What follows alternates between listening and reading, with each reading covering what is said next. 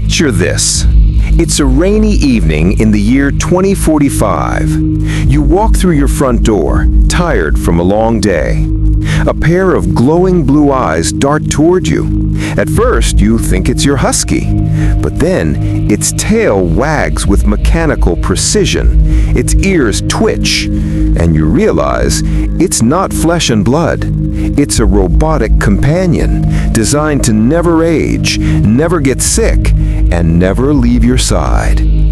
Across the street, your neighbor cuddles a creature that looks part cat, part otter. It purrs in soothing tones, its fur shifts colors depending on her mood, and it was grown in a lab, a genetic hybrid designed for companionship. Here's the question. In the future, when pet means both robot and genetic creation, which will humanity choose? The first wave. Robotic pets. We're already seeing the first glimpse. The Sony Aibo dog, that was just the beginning. Today, robotics labs are building companions with AI brains, synthetic muscles, and even fur that feels alive. They don't just follow commands, they learn you. They memorize your habits. They know when you're stressed, and they're programmed to comfort you. Imagine a robot golden retriever that greets you at the door, detects your heartbeat, and calms you with a gentle nuzzle. Or a robo-bird that actually talks back, not just mimicry, but real conversation. Convenient, right? No poop, no allergies, no heartbreak of losing them.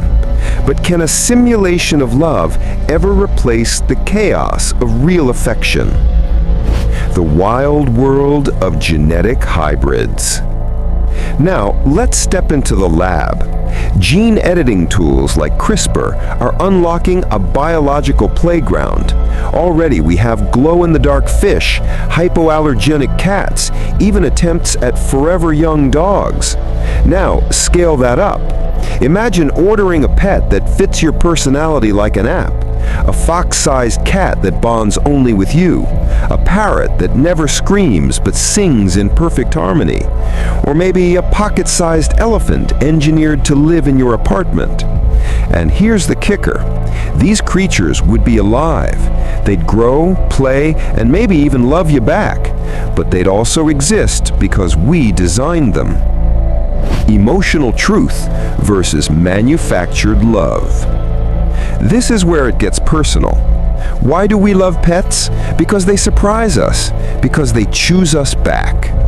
A robot dog can simulate joy, wag its tail, even whimper when you leave. But deep down, would you feel it's just code pretending to care? Meanwhile, a genetic hybrid might be alive, but is it truly authentic if its loyalty is programmed into its DNA? You might be wondering, do we value the realness of love or just the feeling of it? Practical advantages.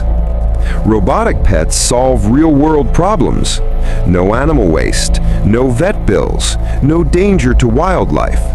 But genetic hybrids could be engineered to solve problems too. Pets that never shed, pets that don't carry diseases, pets designed to live longer and stay healthy. So ask yourself, would you prefer a perfect machine companion or a perfect living creature? Comment below, which would you choose?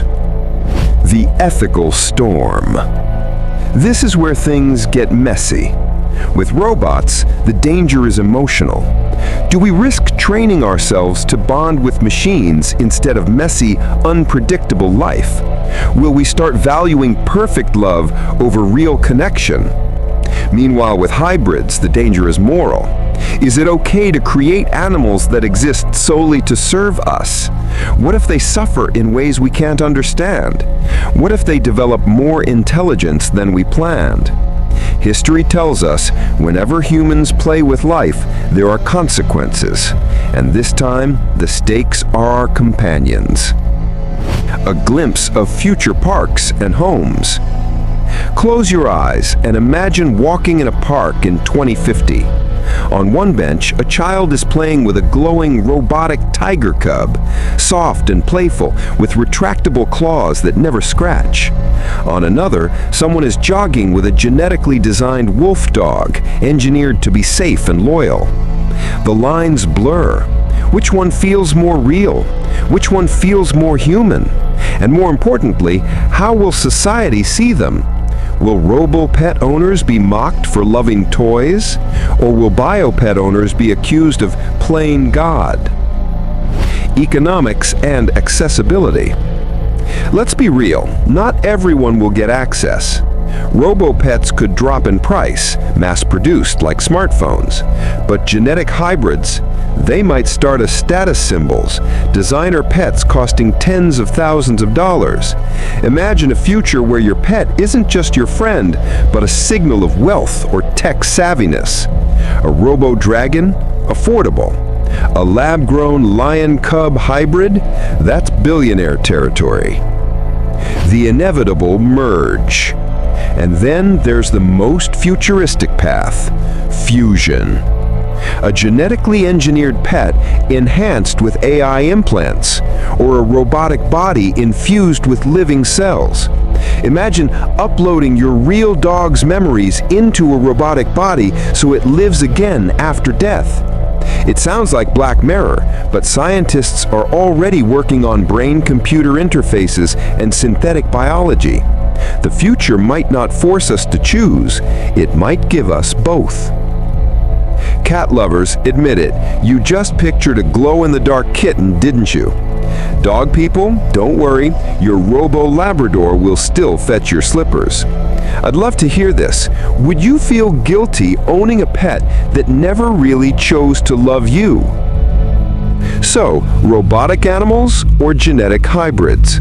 On one side, machines that never age, never suffer, and can be programmed to love us endlessly. On the other, living creatures designed in labs, authentic in body, but engineered in soul. Maybe the real question isn't which one we'll choose, but what these choices say about us. Because pets are more than companions, they're reflections of how we define love, responsibility, and family. And in the future, those definitions are about to be rewritten. So what do you think? Would you want a robotic companion, a living hybrid, or maybe even both? Comment below. I'm genuinely curious where you stand. And hey, if you enjoyed diving into this future with me, don't forget to like, share, and subscribe for more explorations of what's just around the corner. In the end, the story of pets is really the story of us. And as technology evolves, so too will the way we love.